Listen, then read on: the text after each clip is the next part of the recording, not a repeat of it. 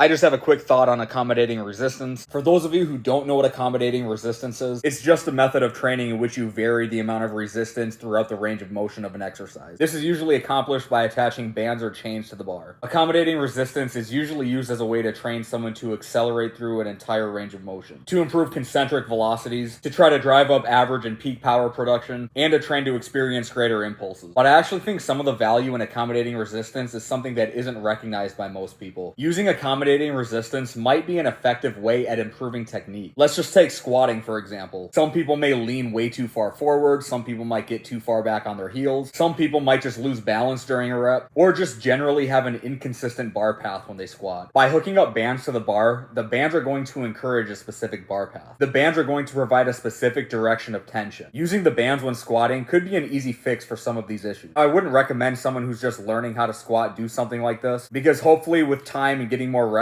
they become more proficient with the movement. Using accommodating resistance with the purpose of improving technique is probably better off for someone who's been lifting for a while and has some sort of weak link in their technique that might be holding them back from making progress, or for people who just lose some efficiency in their movement when the weight gets heavy and might just need an extra external cue or constraint to aid in the movement. So that's just another way of looking at accommodating resistance. It can still be used to train for all the other things listed at the beginning of the video, but if you think that idea is something that might help you out, give it a try.